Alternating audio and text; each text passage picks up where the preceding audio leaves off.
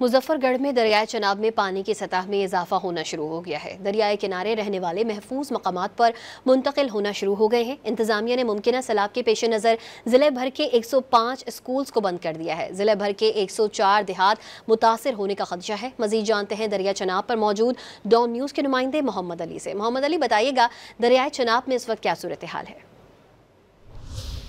मौजूद हूँ दरिया चनाब पर, जहाँ सैलाबी पानी की सतह में इजाफा होना शुरू हो गया। इंतजामिया के मुताबिक सैलाबी रेला 31 अगस्त तक मुजफ्फरगढ़ की हदूद में दाखिल होना था, जो अब 2 और 3 सितंबर की रात को मुजफ्फरगढ़ की हदूद में दाखिल हो जाएगा। जबकि दरिया चनाब में पानी की सतह बुलंद होने की वजह से नशेबी इलाकों में पानी दाखिल होना शुरू हो गया है, जिसकी वजह से इलाका मकीन घरों को छोड़कर महफूज मुकाम पर मुंतकिल होना शुरू हो गए हैं। जिला इंतजामिया की जानिब से सैलाब के पेश नज़र जिला भर के 105 स्कूलों को 6 सितंबर तक बंद करने के अहकाम भी जारी किए गए हैं, जबकि जिला भर में 1 सितंबर से शुरू होने वाली पोलियो मुहिम को भी मौखर कर दिया गया है। मैं आपको ये भी बताता चलूं कि सैलाब से जिला भर के 104 मौजात मुतासर होने का खदशा है, जबकि इंतजामिया की जानिब से मुतासरीन के लिए 18 रिलीफ कैंप भी कायम किए गए हैं, जहां उन्हें खाने पीने की सहूलियात फराहम की जा रही हैं। जी, मोहम्मद अली अपडेट कर रहे थे, आपका शुक्रिया।